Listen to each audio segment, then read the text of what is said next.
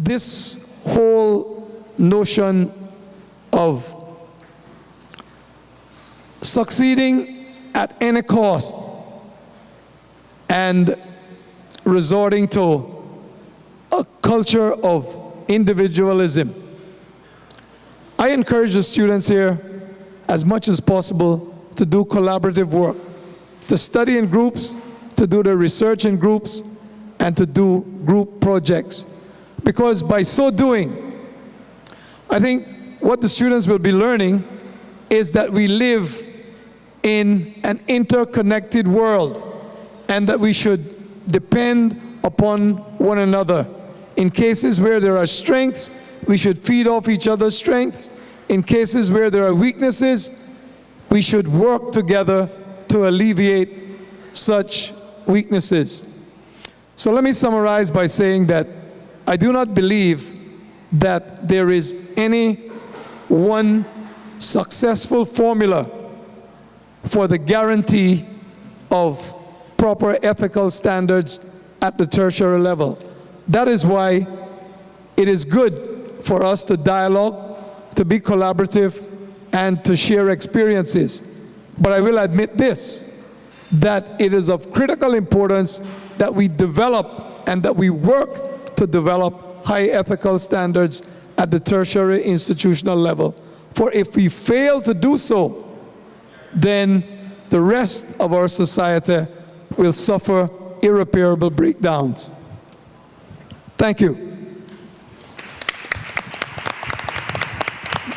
Thank you, President Roy. I think we can all agree that maintaining high standards of academic honesty is the responsibility of both tertiary institutions, students, and faculty. As students begin or continue their careers, it is critical that they bring ethical standards to their workplace. Some years ago,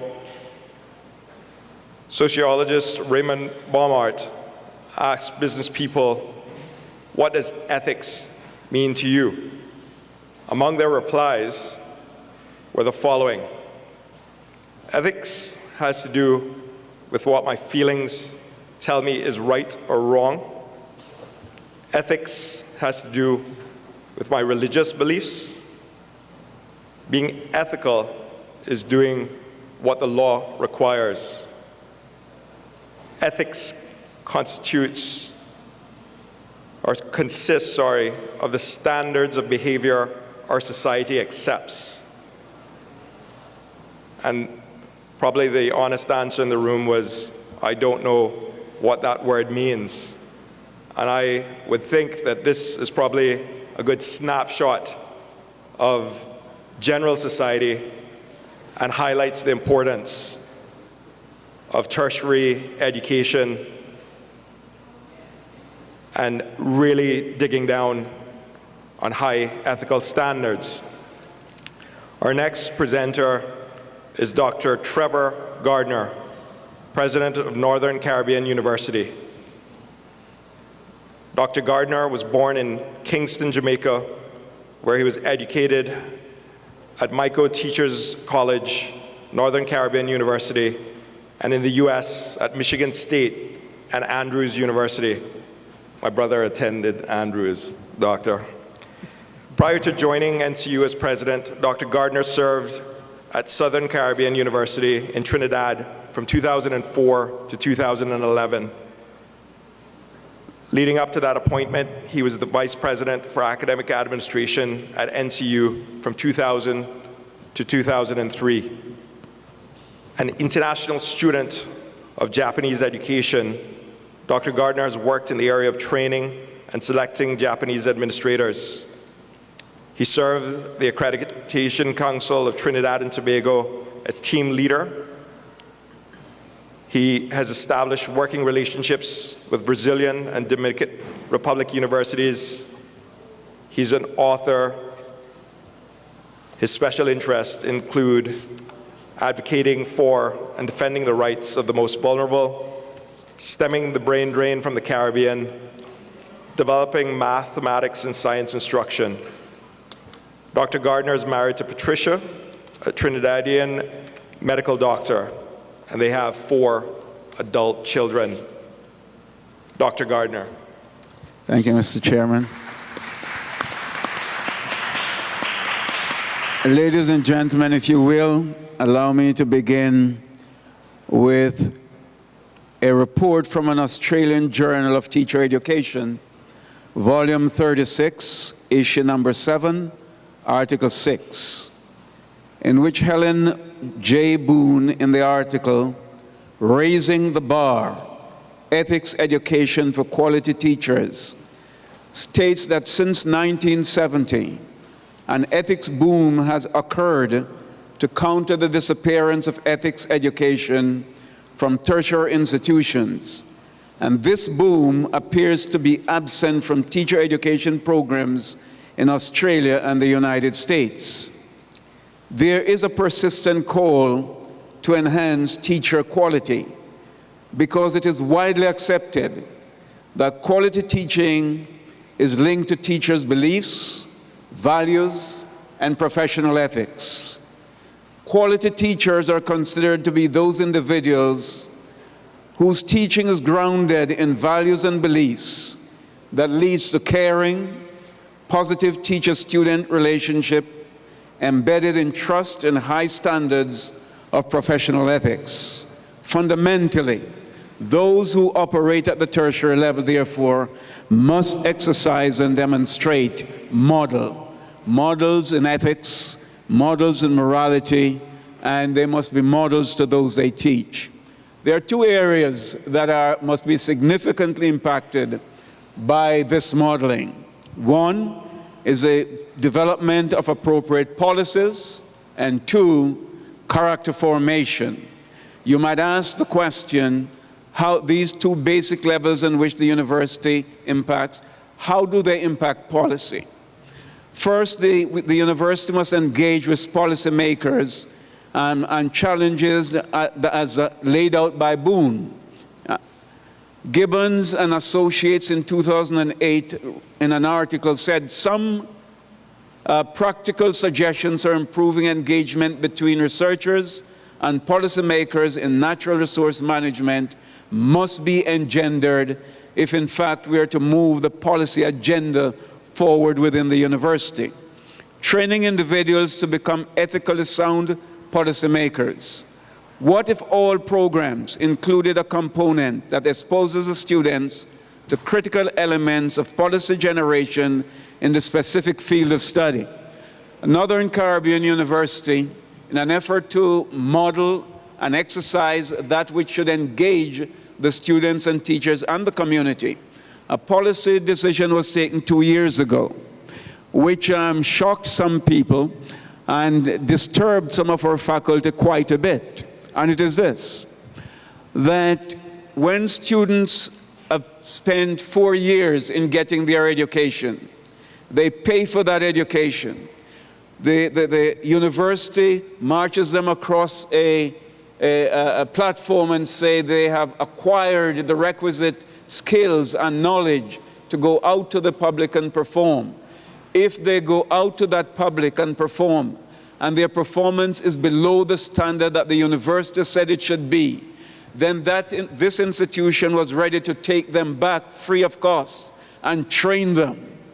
Because the reality is, when we talk about corruption, the university must manifest itself openly in not being corrupted itself. And for 4 years train students and then say they're qualified and send them out in the public and they're not able to perform, it's a corruptive and corrosive behavior, and we must change it. And that's the type of modeling that we're talking about. What should policies do? Policies should create boundaries for clearly defined roles to be executed. What are the roles we expect? That must be clearly defined and must be followed. Contain discrimination by standardizing rules of engagement for all. We must establish a set of standards. We must live by those set of standards. Students should not have standards, for example, moving back and forth over their 4 years of education. The documents that we said should guide them should be the Bible by which they should live. So often during the course of study, we change so many things in the requirements for students that ultimately becomes, the situation develops where the students themselves do not even know what they're doing in some cases to finish their education because we're so anxious to put new programs in place, etc. But that's not fair to the student, and that's why laws now are being enacted. That is actually saying that the bulletin under which the student comes in is like his Bible. And when it's changed, it has to be changed with due caution, etc. At best, a policy or rule can only provide guidance for the individual who is inclined to comply. And this is where the necessity for character becomes critical. While the teacher and the administrators model what the behaviors ought to be, there's a character development. And as I've listened to the presentations here over the last 2 days, I'm sort of, beginning last night, I'm sort of really impressed with the focus on character. Because the reality is, you could make as many laws as you choose to make. If you do not impact character, you really are not, you will not change what leads ultimately to corruption. Because corruption is a decision a person makes. It doesn't matter what the laws are saying. The person decides if he's going to behave appropriately according to the laws you lay down. The literature dates the upsurge in focus on ethics being taught at the tertiary level back to 1970s. How are morals best taught? And I mentioned before, morals are best taught by modeling. And modeling not only by teachers, but by administrators in the institution. Whatever we learn, we do. We learn by actual doing. Aristotle. This was the model that the master teacher Jesus used as recorded in Luke 10. Verse 1 says he appointed 70 and sent them out. Verse 17 says when they returned, they were joyful, recounting all that they did. After Jesus returned to heaven in Acts 17 and verse 6, it tells us that these disciples turned the world upside down. And it was a simple act of doing what their master did. That same principle is relevant within our society today, whether we are secular or faith-based. That same principle is relevant. And we need to be modeling that which we teach, which we desire students to execute. Boone speaks of the engaged institution, which is a reference to those institutions that seek to ensure that the human element and other value-based components are preserved in the professional that has been trained. The sense of social consciousness that colleges and universities now indicate through their designments as engaged institution presents opportunities for the development of purposeful service learning activities. In reality, at Northern Caribbean University, we have a program executed within the university community in which our students are deeply involved. Community counseling and restorative justice, in which we deal with young people, demonstrating to them what the quality of life will be. And within that quality of life, we're talking about corruption. We're talking about conduct that becomes the man or the woman that would make a difference in society.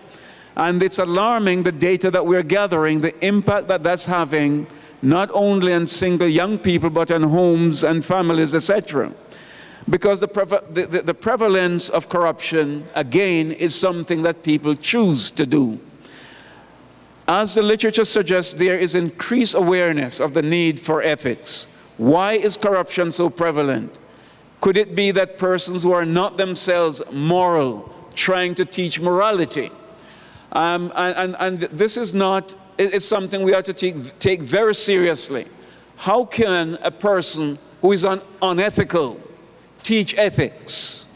How can a person who is immoral teach morality? You can tell the things, but can you teach it? If in fact modeling is a part of the delivery system. Glanzer and Associates says faculty attitudes toward moral education and a study of the influence of colleges on character and on character revealed that Christian colleges showed significantly more support of and garnered greater success with these matters than public institutions. Now, I know this is a very disturbing thing, or statement to make in a public forum, but the reality is there are ways to check this and to balance it, and it's not as difficult to do as one might think. Simply, for example, if we look on the court system and see who are more involved in the court system, percentage-wise, is it those people who have been exposed to moral education, values education, or is those that are not exposed? That's not a hard thing to determine. And we have to make some hard decisions. And as I listened to the leader of the opposition from Jamaica speak to the issue of leadership, that's part of the challenge of what we face. But it's more than leadership, or it's leadership with will. And we have got to have the will to say some things are not acceptable within our society, and how willing are we to really change those things that are not acceptable. Not to suggest the two leading local universities in Jamaica. Someone quite recently, Colander to be exact, made a report of interviewing leading universities in Jamaica, and she interviewed the 3 leading universities. And she asked some specific questions about ethics and moral in the delivery system of a specific program. She concluded in the end, based on the 3 reports she got, that it made no difference whether you had it as a part of your program or not. And this was based on what 3 people said to her. And people have used that to say the teaching of values is in everything we teach.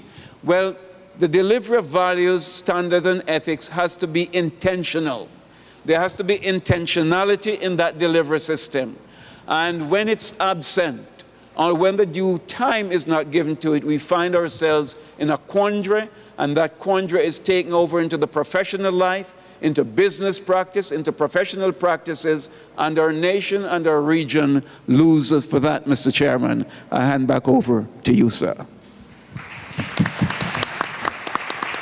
Thank you, Dr. Gardner.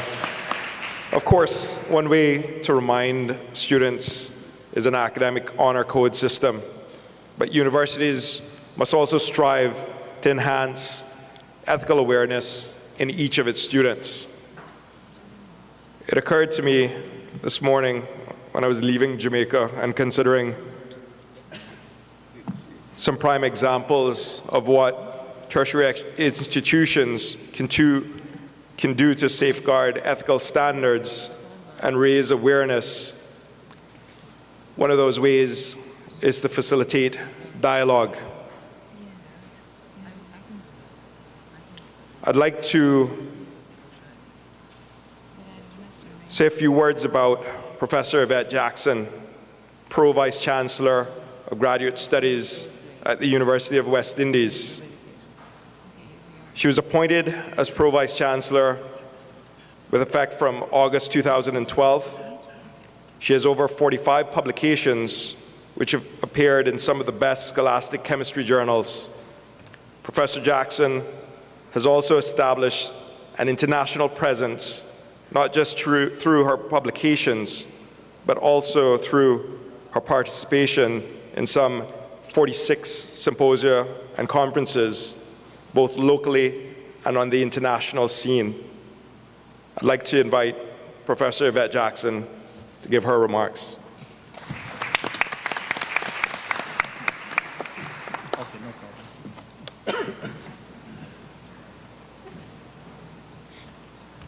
Thank you, Chair. Okay, I'm going to take a different tack from the previous 2 speakers. I am going to, I was asked to talk a little bit about how UWI was trying to produce ethically grounded students, what sorts of things we were doing. And so that's the tack that I am going to try to take. And I'm going to try to be a Generation Z person, though I am from way before that. So I'm going to try and read from here and guide you with my remote. But before I start, I just want to thank the organizing committee for the invitation to be here and to congratulate the team on the immense work that must have gone on to do this and on the results of that work. And I can imagine that they're operating on adrenaline right now, but tomorrow evening will soon come and you will be able to relax. Thank you very much for being here.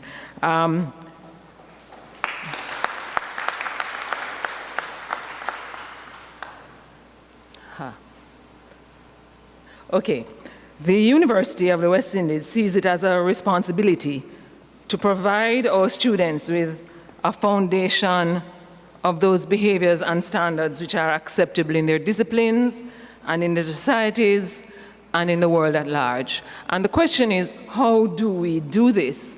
Before I go into that, though, I would just like to give you a little bit of information on UWI. So UWI at a glance. We were established in 1948 as a university college of the University of London and became an independent university in 1962. We're supported by 17 countries in the Caribbean. We have 4 campuses, one in Kingston, Mona, one in Barbados, Cave Hill, one in Trinidad, St. Augustine, and we have an open campus for online learning. We offer a range of certificates, diplomas, degrees, undergraduate and postgraduate degrees, including research degrees, masters and doctors of philosophy. We have over 49,000 students and about 6,700 staff members, full-time and part-time, of which 2,640 of those are academic staff.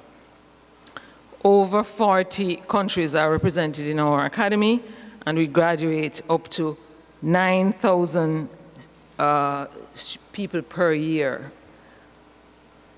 Our 5-year strategic plans continue to demonstrate our dedication and commitment to fostering those qualities that will allow our graduates to become proficient in their disciplines and to think critically on ethical and moral matters which impact life.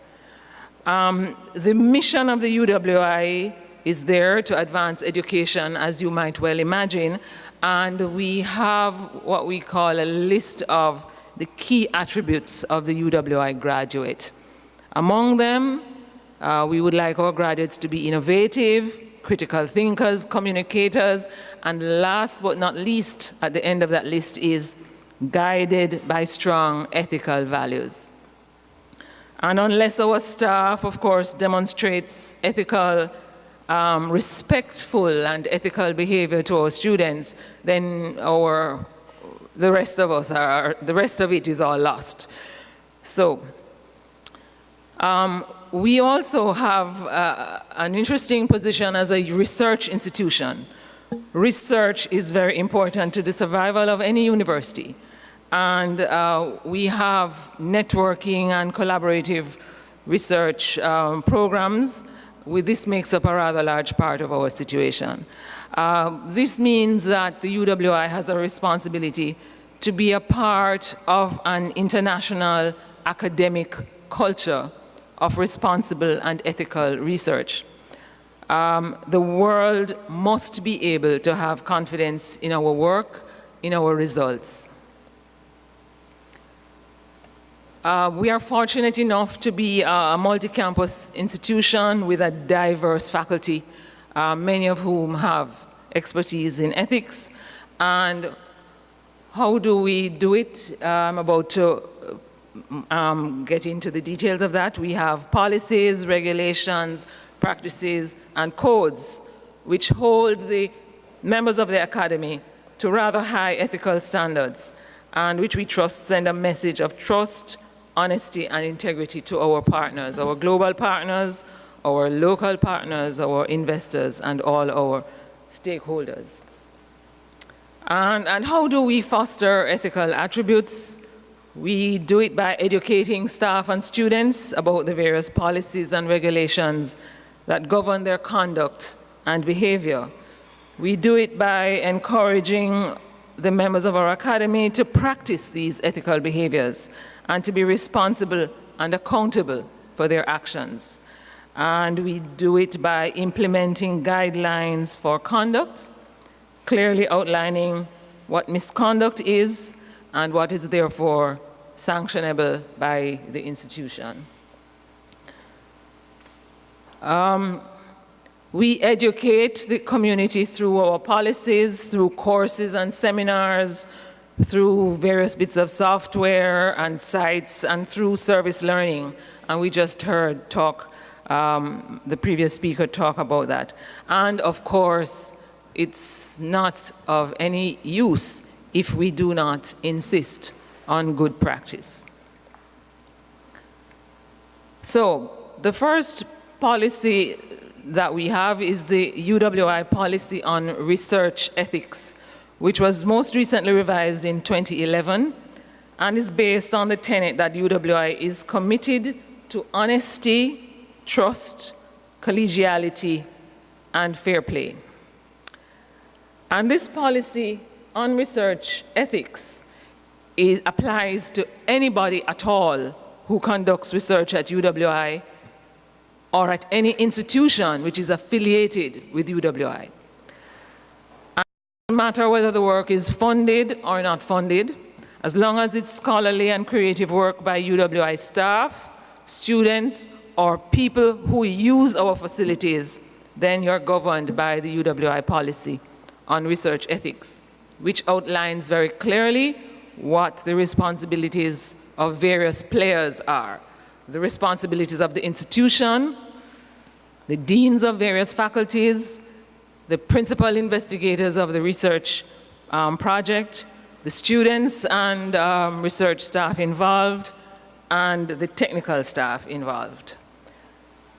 And the policy covers various aspects, whether you're doing medical research on humans and animals, and a lot of people believe that research ethics govern just medical research, but there are so many other aspects of research ethics. You can have medical research on humans and animals, and the policy covers informed consent when you're dealing with disadvantaged persons, like persons in the prisons, like minors, like disabled persons, how you ensure that you're dealing with them responsibly and that you have informed consent. How you deal with research of the environment and how you respect endangered species and so on. How you use research funds, what constitutes conflict of interest, how you do your reporting on your funding, how you treat your data, do you fudge, do you falsify, do you cook, how you conduct and report your experiments, how you publish, what is responsible authorship, who is an author, who do you just acknowledge? Do I just append somebody on this as an author because I think he will do the same for me or she? And how you do collaborative research. The other policy that I want to tell you a little bit about is our plagiarism policy, and we have two of those, one which deals with undergraduate students and one for graduate students. And we have regulations governing these policies, which set out the institution's position on plagiarism, and that is zero tolerance. It sets out the various levels of plagiarism. We have level 1 and level 2 at graduate school, and the penalties associated with each level.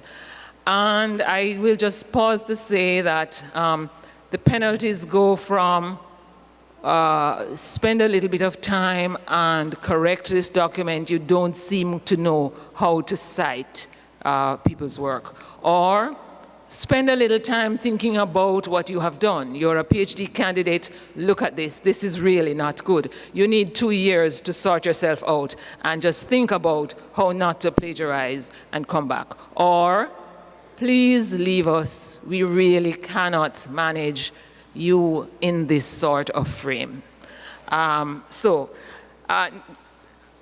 Maybe one of our issues is that not everybody knows what these, though the penalties are there, they don't quite know that people are actually leaving the university for that. And maybe we need to publicize, but in our normal way, you know, we try to keep people's business quiet, but we have to fix that. We also have policies, codes of principles and responsibilities for students, which allow students, which guide students as to how we hope for them to move through the university. For students who are doing research degrees, we have guides for students and supervisors. The research supervisor is such an important person in the life of a research student. And for our staff, of course, we have the Statement of Principles, the Code of Ethics, and we have Ordinance 8. These outline requirements for appointments and promotion and alert staff to what constitutes misconduct and the corresponding implications of these. I think I have skipped one. Yes. Our education also covers various courses. We have, and as I say here, the coverage is uneven among and within faculties. But there are 57 courses which deal with ethics across our campuses in various areas which are listed there. Medicine, law, you understand and recognize, theology, cultural studies, accounting, and so on. About half of these courses are within the undergraduate curriculum and another half are among the graduate students. We also educate through seminars for staff and students. And I have something here which I got from one faculty of humanities, which I thought I would share with you because I found this so interesting. I was going around finding out what does your campus do for students to ensure ethical grounding. And the Faculty of Humanities says, ethics is integral to most disciplines in the humanities and is often not disaggregated into a standalone topic of study.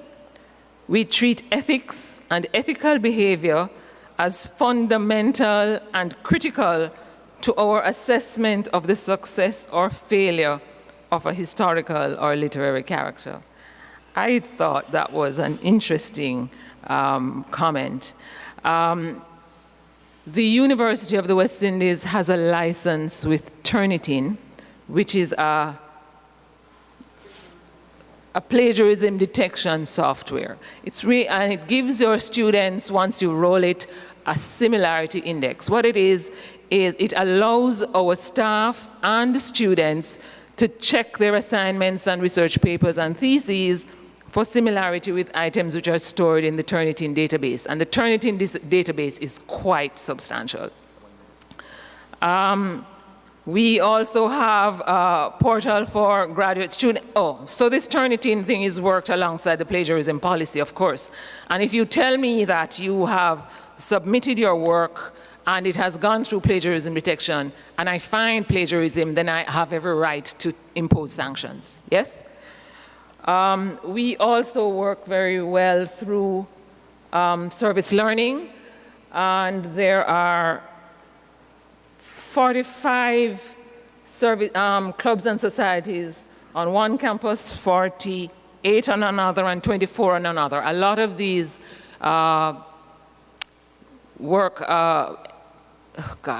encourage volunteerism and service learning and so on. We do ask students to submit with their work a statement, an accountability statement to say this is my work and I have checked it and it's ready for examination.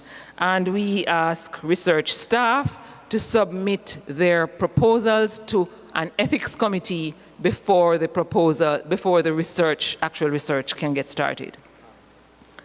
I'm going to wrap up very soon, Mr. Chairman. I need a minute, if I may. We must have committees for resolution of disputes and investigations into allegations of misconduct, and we do. And and of course, appeals are accommodated. We must say that there are challenges. Funding constraints have allowed our UWI Ethics Center, which would have been broad-based and to be approved, but it hasn't yet been operationalized. We do also have successes. We must say that students and staff are much more aware of plagiarism and various other ethical matters since we've started to focus on this. I would just like to end with a quote from the Global Perspectives on Research, Ethics, and Scholarly Integrity brochure of the Council for Graduate Schools, which says, ethics should be reinforced by institutional processes and daily decisions of all members of the academic community, and development of these values within the academy must be an ongoing process. Thank you very much for your attention.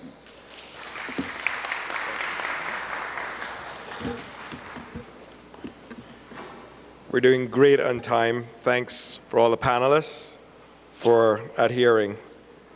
Tertiary institutions should not only look outward in defining and safeguarding ethics.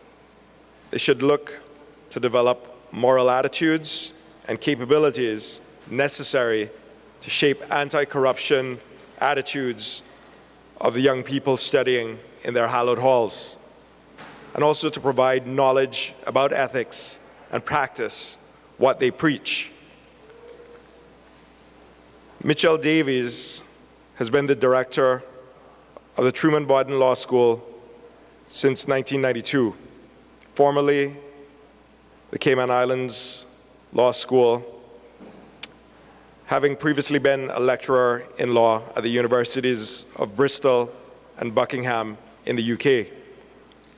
He serves on a number of committees, including the Cayman Islands Legal Advisory Council, and has been published widely in law journals, mainly in the areas of criminal law and the conflicts of law.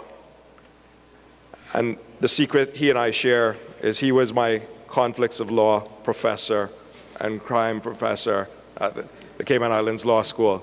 Mitchell Davies.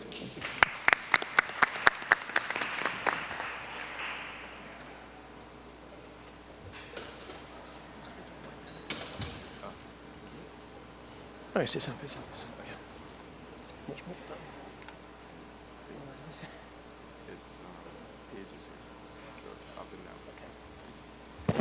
Well, good evening, everyone.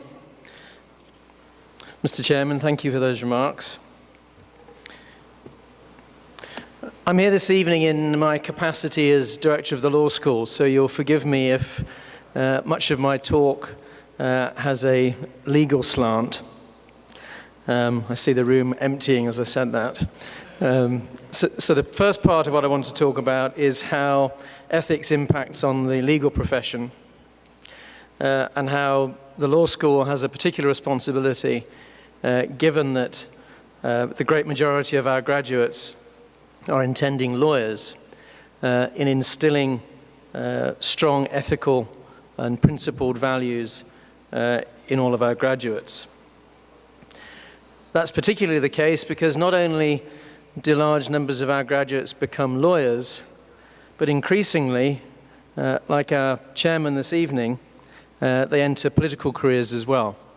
And so of the two professions that are probably most in need of strong ethical principles and ethical standards, the legal profession and the profession of politics probably number highly amongst those. So the Truman Bodden Law School staff appreciate their large responsibility in ensuring both at the postgraduate professional practice course level and also at the undergraduate degree level that our students have a keen sense of academic fair play right from the beginning of their studies and throughout the 4 years of the program. That is achieved at the degree level by ensuring that we have clear rules that lay down what academic integrity is, in particular what amounts to plagiarism, We try to ensure that from our induction program in week 0 of term 1 for our newly enrolled students, that we get across that message to them. And so hopefully, after certainly the first few weeks of the first term, students are aware what academic integrity is and what the requirements are.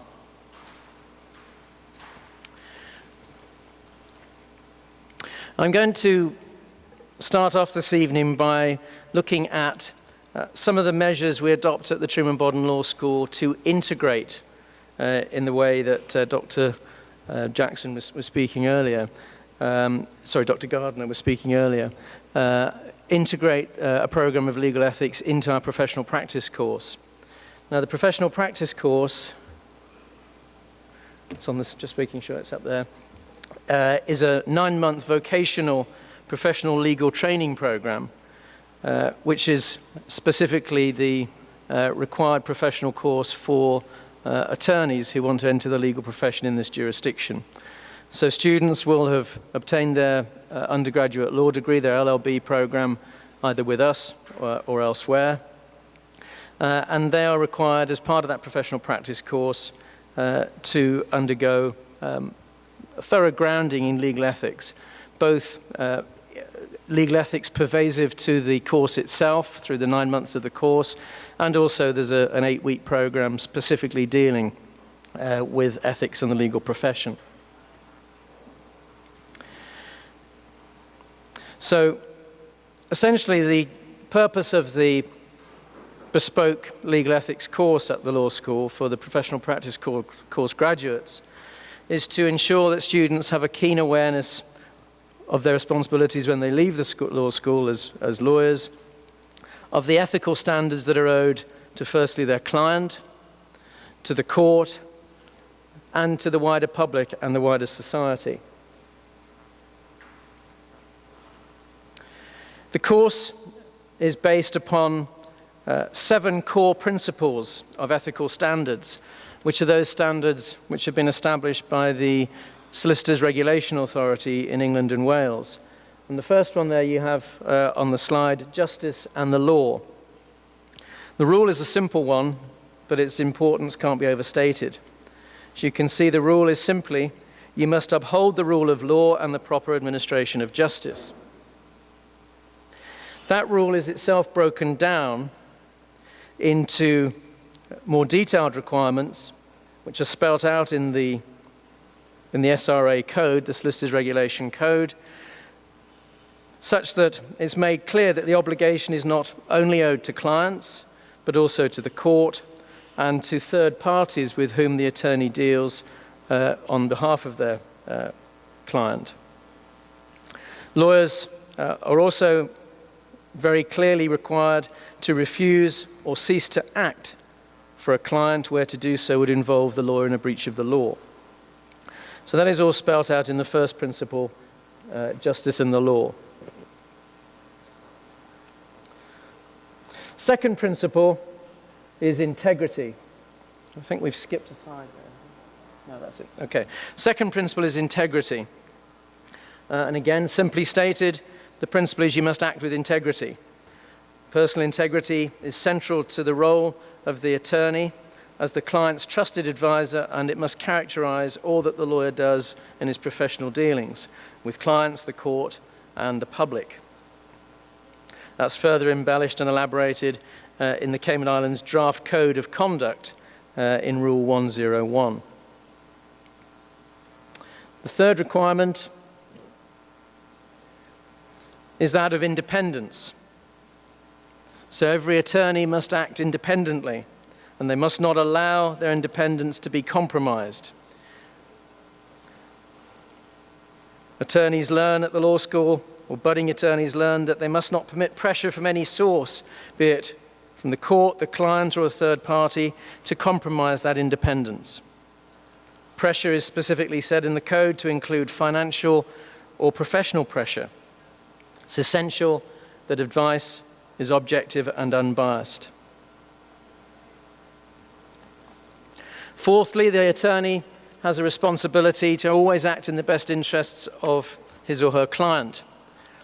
This is known as a fiduciary duty, to always act in the best interests of the person who has retained you as your attorney. The attorney has an obligation to always act in good faith and to do the best for each of the clients. Most importantly, as aspects of this duty to act in the best interests of the client, is the duty of confidentiality, to keep all matters confidential that the client has disclosed to you in your capacity as attorney. Obligations with regard to conflicts of interest. The attorney must never allow personal interest to conflict with the duty owed to the client.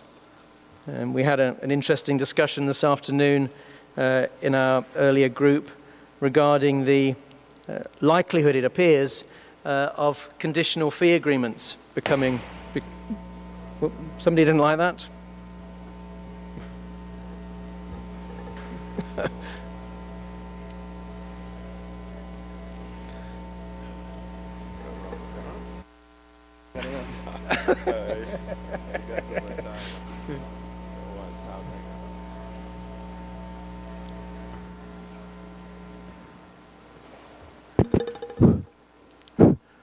Hello?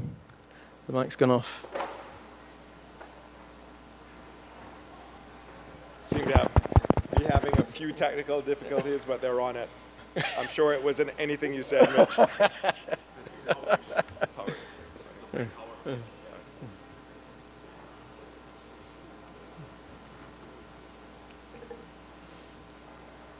not working? That's kind of where it is. Something must have blown. You should get a lawyer talking about ethics. It's an act of God, I think. I think that's it. Yeah. Testing, testing, 1, 2, 3. Yeah. I think that was Mr. Chairman's way of politely telling me to wrap things up, but, or maybe it was an act of God. I was speaking about our breakout group this afternoon, and we had got into a discussion of conditional fee agreements and contingency fee agreements, and the possibility that one or the other may be at some point brought into effect in the Cayman Islands.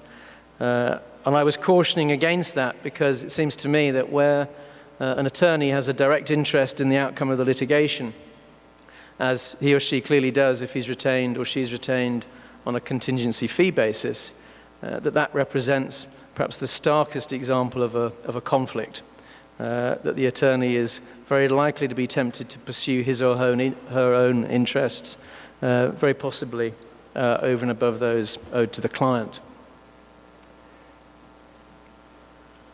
But in addition to the duties that we've talked about, we've mentioned the duty of confidentiality, the obligation with regard to conflicts of interest. There's also an obligation not to use the attorney's position to take unfair advantage of the client. Again, very relevant if an attorney is retained on a contingency fee basis.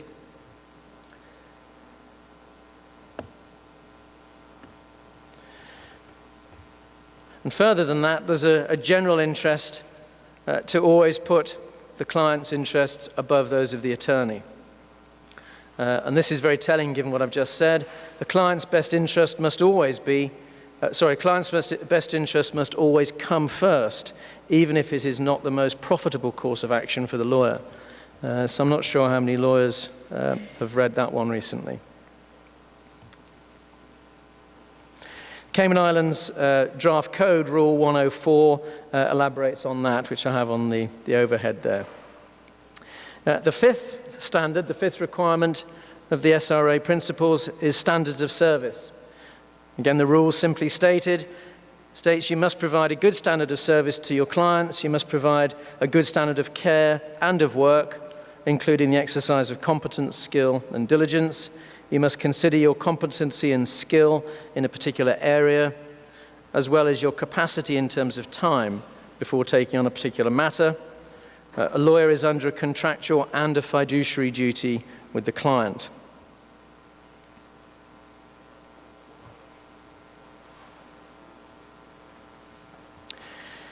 Furthermore, an attorney must not undertake to provide a service that he knows or ought to know he's not competent to undertake, or for which he does not have sufficient time to fulfill. The next heading is general duties owed to the client. General duties. include a duty to act with reasonable skill and care, a fiduciary duty to act in the best interests of the client, and again, the duty of confidentiality. And finally, the duty of public confidence. The rule, you must not behave in a way that is likely to diminish the trust the public places in you or the profession. Members of the public must be able to place their trust in you, and any professional practice which undermines this trust damages not only you, but also the profession as a whole. So those are the basic tenets that we adopt in the legal ethics course in relation to the professional practice course at the law school.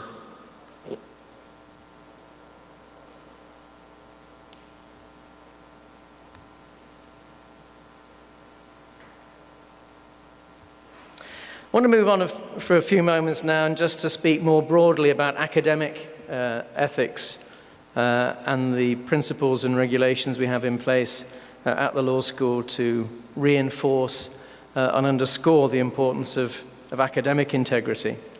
This obviously flows through both the undergraduate program and the professional practice course program.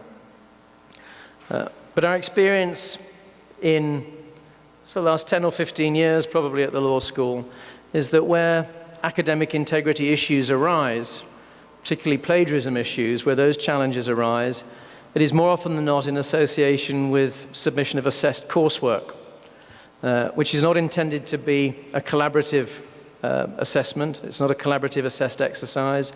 It's an individual assessment task. And so there are very strict rules in terms of avoiding collusion, avoiding collaboration with other students, and perhaps most importantly, avoiding plagiarism. And as my predecessor just mentioned, at our institution here as well, at the law school here, we adopt the Turnitin software system. So all undergraduate assessed essays have to be submitted through the Turnitin process. As Professor Jackson has said, that is a huge database of information, and the software is a text comparison software which compares the text of the essays submitted through it in terms of assessing its originality from this vast bank of material on the Turnitin database.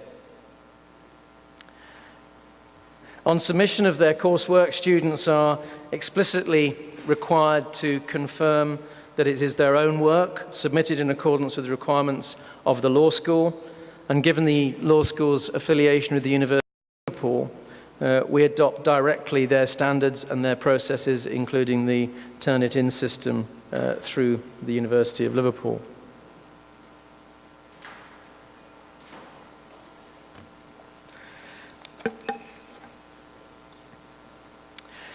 Just want to turn now to the university's policy on academic integrity, if I can get that up.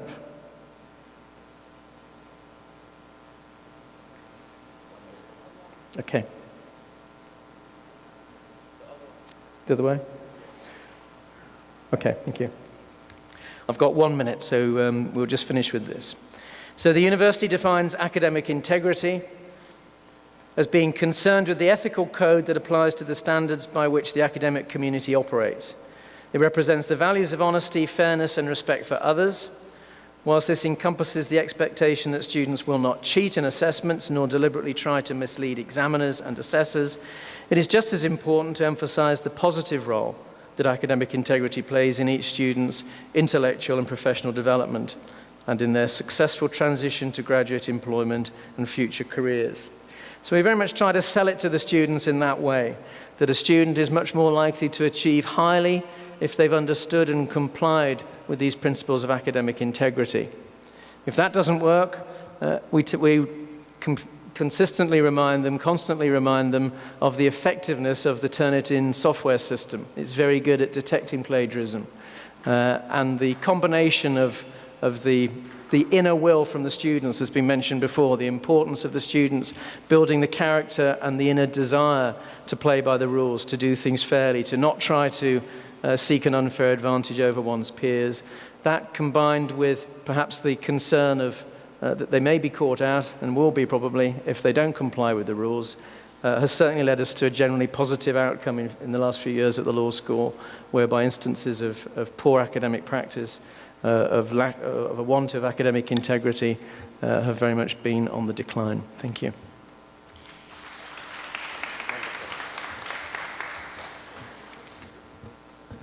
I don't know if that was a sign from upstairs that a lawyer speaking about ethics is an oxymoron. It is of essential importance that all students, though, as these students are our future leaders, act with integrity, and that they're also perceived to be doing so.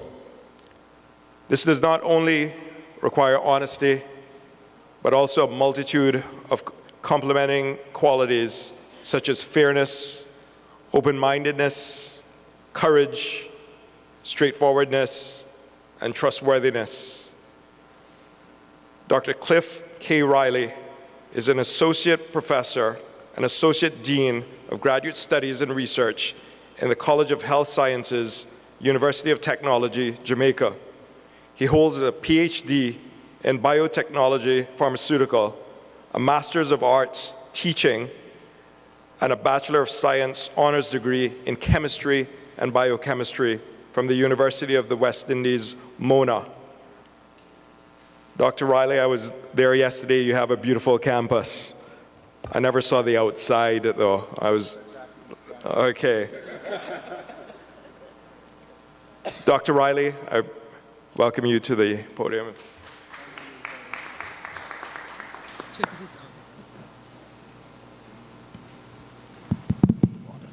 Thank you very much, Mr. Chair. Ladies and gentlemen, a pleasant good evening to you all. This evening I'll speak briefly in terms of producing ethically grounded graduates using the University of Technology as an example, highlighting some of the challenges and some of the successes in addressing issues relating to integrity, moral values, ethics, as well as corruption.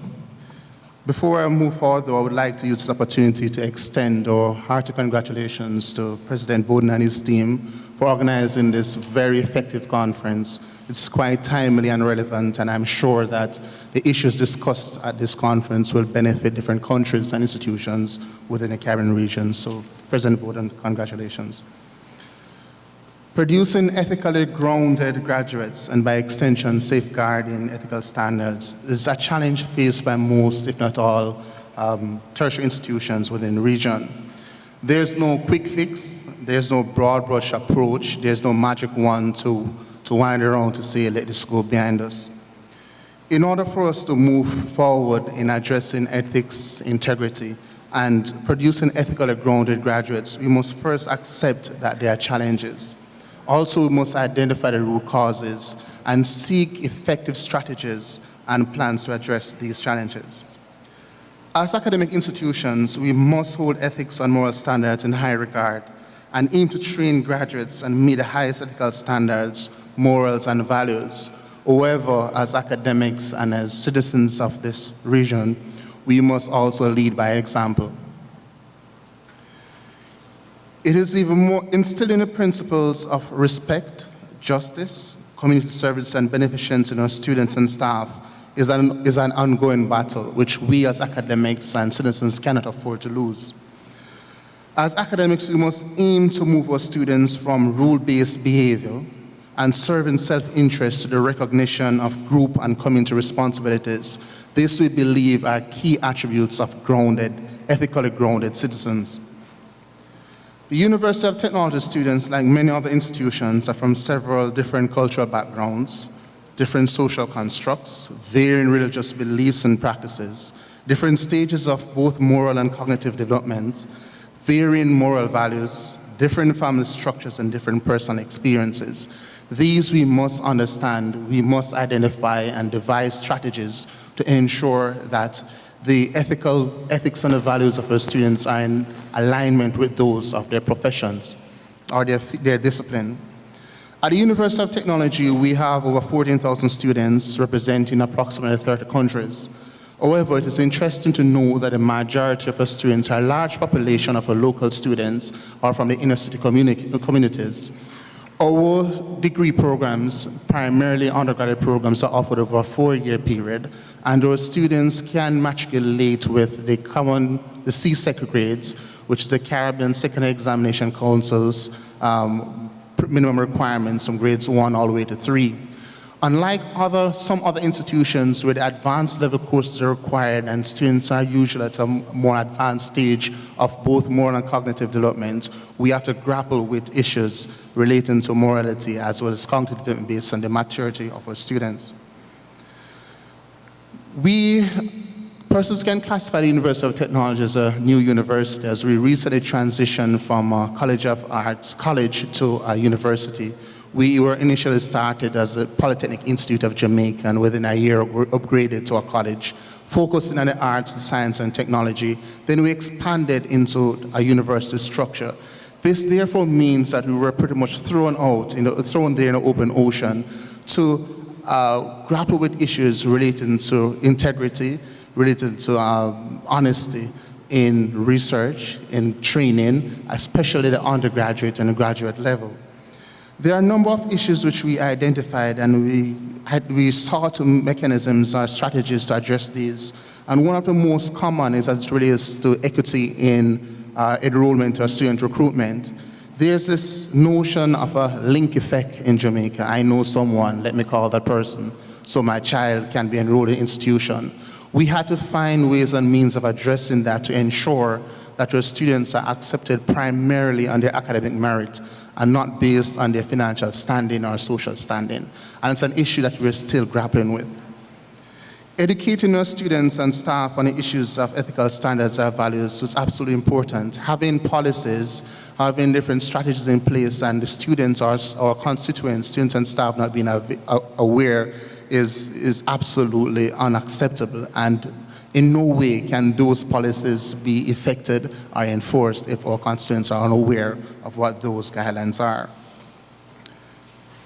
Maintaining the professional requirements while meeting ethical standards of our institution is also a challenge. Over 70% of the programs or courses of studies offered by UTech are professionally driven, in that most of our students are trained directly into a profession, in that their bachelor's degree is the entry requirement to that profession. All these professions have their code of ethics, their values and their standards, and these are some of the issues we had to ensure that we addressed at the institution or the university level. Developing an ethical review process which meets international standards while remaining efficient, effective, and relevant was also an issue we had to resolve with. And it was only in 2012 that we fully developed, operationalized, and ratified the University Ethics Committee, as well as a policy to guide ethics in animals and human subjects. Preventing corruption and unethical behavior and conduct among staff and students is also a major issue. Ensuring fairness, equity, and eliminating corruption in the assessment process. Enforcing penalties as deterrents to ethical misconduct, and a display of respect, tolerance, and accepting diversity among our students still remains a challenge. One of the approaches utilized by the University of Technology, the College of Health Science to be specific, is to utilize what they consider a psychometric testing approach in the recruitment of their students.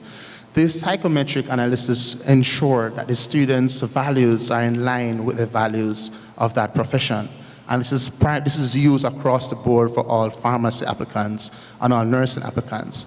These are very competitive courses of studies. You have over 3,000 persons applying to these courses with annual intake of just about 50. So you have to look at several aspects so as to ensure that the approval process, the acceptance process remain equitable, and all of these candidates have the basic, meet the basic requirements. However, these disciplines have indicated that, yes, you have trained students, they are very competent, they are very effective in carrying out their duties. However, their values are not in line with our values. And as such, at the onset, we need to be assured that at least there are some minimum values at play there. In the recruitment process as well, it's multiple tier process. Students apply to the courses of studies. They are shortlisted based on academic merits, and then they are interviewed by a panel. So at no point is a decision for acceptance made by a single individual, but by a team of persons, and this ensures some level of equity and fairness in the process. We believe that no institution can seek to maintain ethical standards, have their constituents adhere to or operate within that framework if such standards, procedures, and sanctions for breaches are not documented, approved by the institution's authority, and made available to both the students and staff. And as such, the University of Technology has undertaken to develop a series of documentations and policies to guide different processes as it relates to integrity, honesty, eliminating,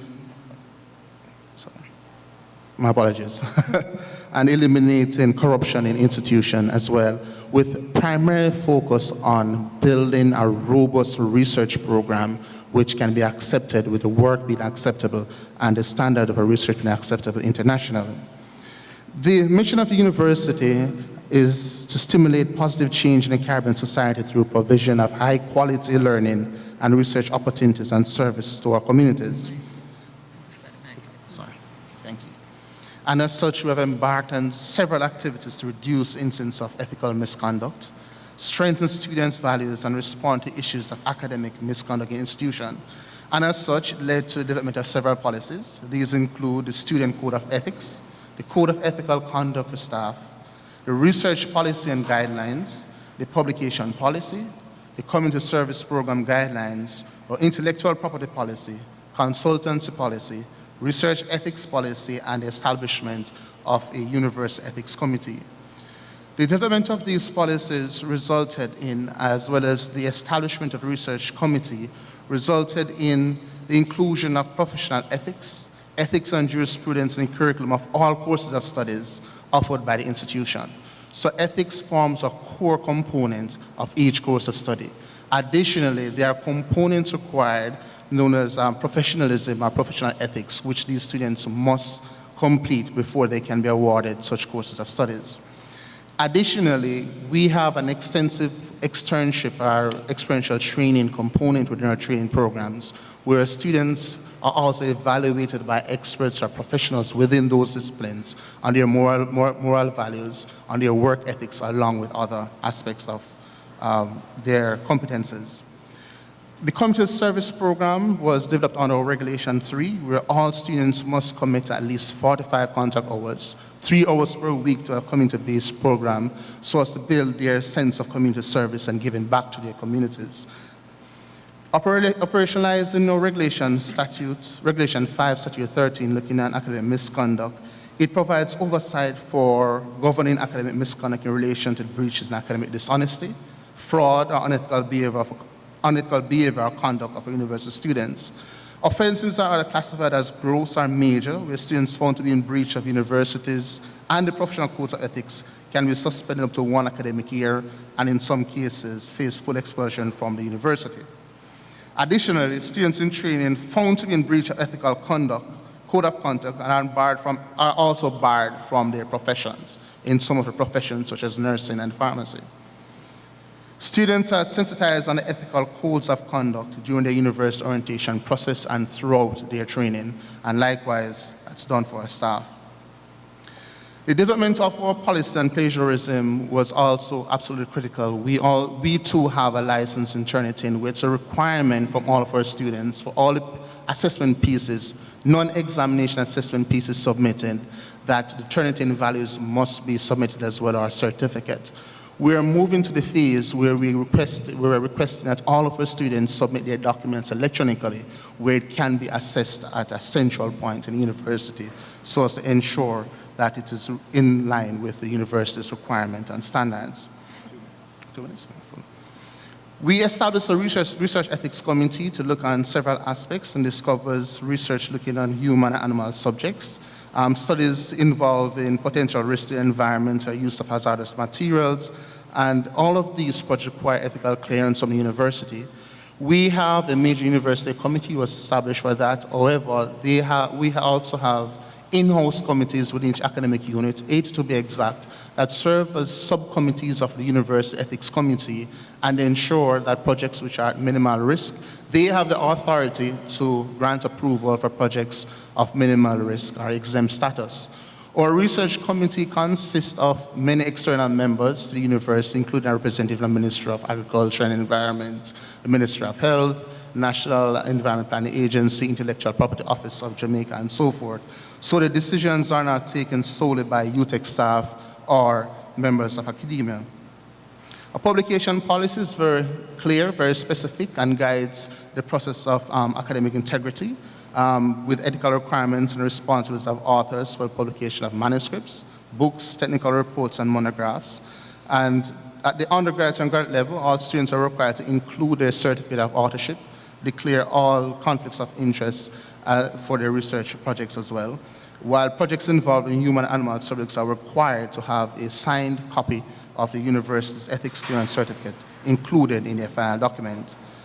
As it relates to respect, tolerance, and diversity, we launched a project known as the UTEC Respect Project, which targets primarily students to understand the variations in terms of the cultural background of our students, as well as their orientation and practices, whether it be religious or otherwise. Again, this project was further strengthened in 2013 to launch the UTEC Cares project to expand the reach of this project, and it was pretty much funded by the European Union. Ensuring integrity and publication, in research and publication is not taken lightly at the university, and we hold our research policy and guidelines to its highest regard and ensure that the staff are effectively educated and constantly reminded of the requirements of the university. This is done through a series of seminars, a series of workshops, and constant reminders that are submitted through our local intranet as well as the university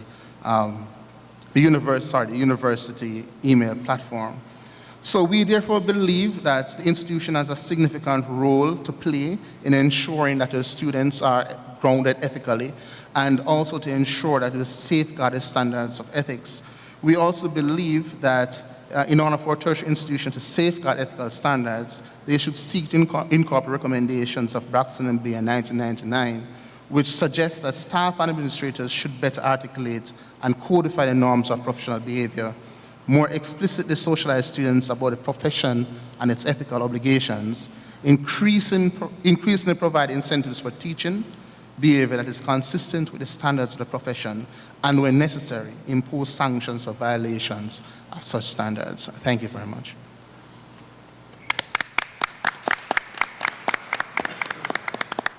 Thank you, Dr. Riley. With nearly half the world's population, almost 3 billion people under the age of 25, according to the World Population Foundation, it's very apparent that the role of tertiary institutions in engaging youth in anti-corruption and high ethical standards cannot be underestimated. It can help change attitudes and mores and build zero tolerance for corruption, where the problem is sometimes seen as an acceptable fact of life. Dr. David Marshall recently became the president of the International College of the Cayman Islands. He has more than 12 years of experience in higher education. Since 2012, he was a VP for Academic Affairs at the Olive Harvey College, Chicago. He was born in Baltimore, Maryland. He holds a PhD in Mass Media and Communication from Temple University and a master's in journalism from the same institution. He also holds a Bachelor's of Arts in Religious Studies from Morgan State University.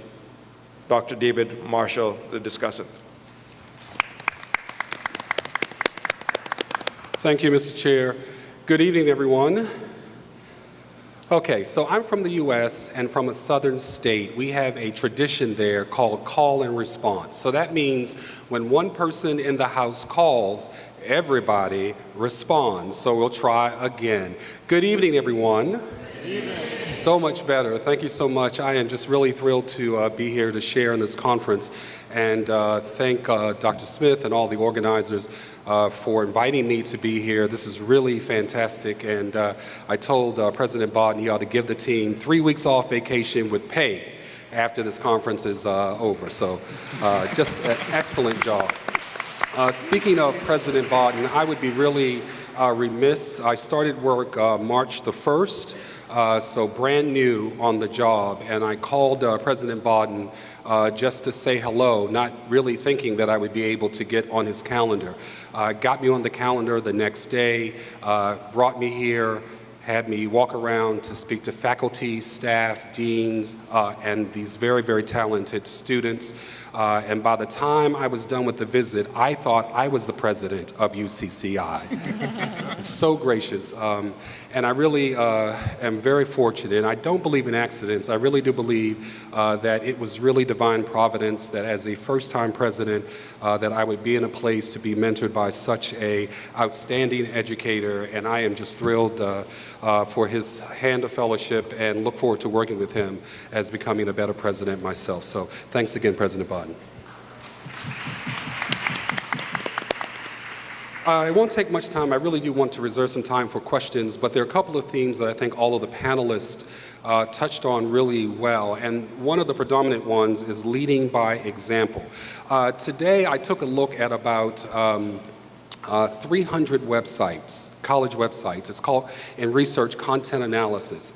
And I was really floored as I looked at, and they were from small schools, big schools, universities, colleges, technical training.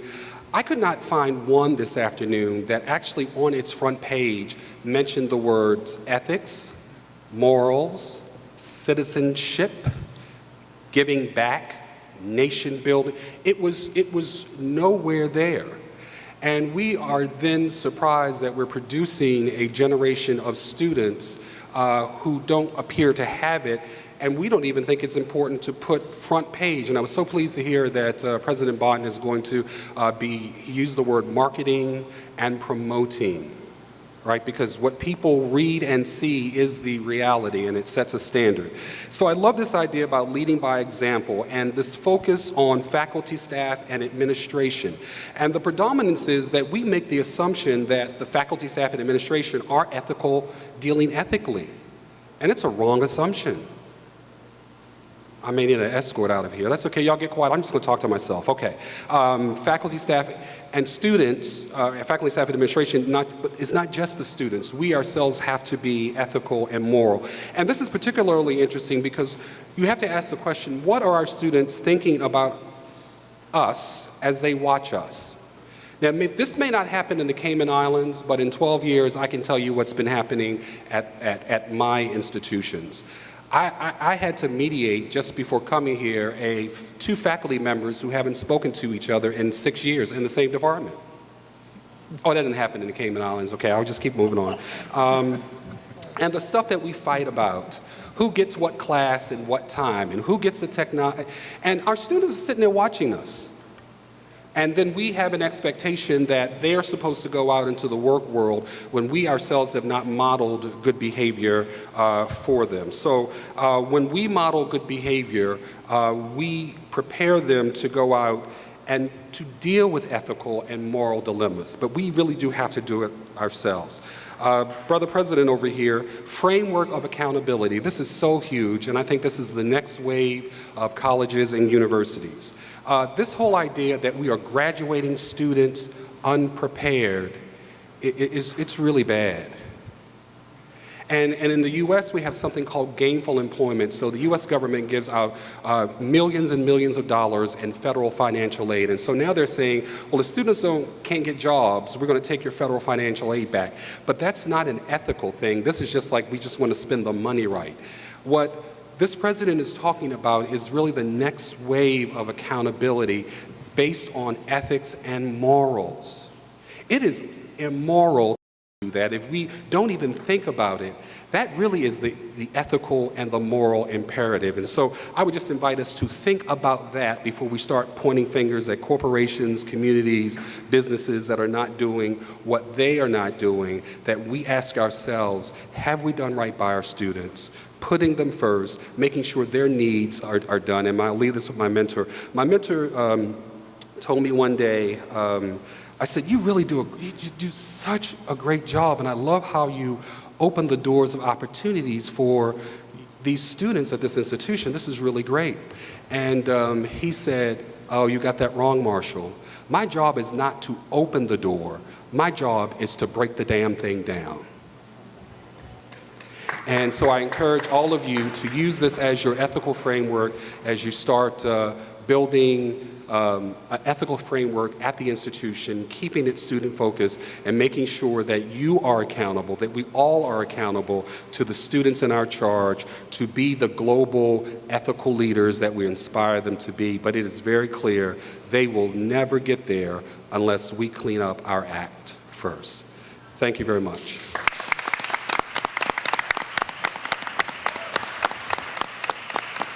Thank you very much, David. Very powerful words indeed. We have a few minutes for some questions. I'll take 3 from the audience, if there are any, in the yellow.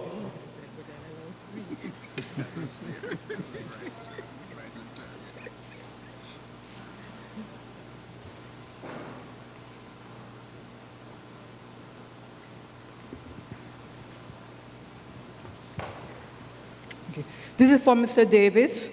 He mentioned something about contingent fee. As a person who works with liquidation, you touched on an area that comes up in our business a lot. And you mentioned, you're saying we shouldn't even consider it. Could you expand more on that, please? Sorry, I didn't catch that. Contingent fee for lawyers. I'm sorry, I didn't catch that. Could you repeat that? You mentioned about contingency fees. Yeah, right. Yep. You'd like me to explain what they are? You're saying you're encouraging people not to consider it. I just want to know your point. Well, my concern is that when an attorney is paid on a contingency fee basis, their remuneration is directly related to the amount of the award that their client receives, either in the settlement or if it goes to court in litigation. And the problem with that is that the attorney has too direct an interest in the legal proceedings for themselves. An attorney's first duty is always to his or her client. And the contingency fee arrangement, in my view, greatly compromises that independence and that lack of conflict. Which is why it's always been contrary to the common law in England until last year. To my horror, English law changed the 1st of April last year. They don't call them contingency fees. They call them damage-based agreements, but have no mistake, it's exactly the same thing. Thank you. Any more questions? You got off easy.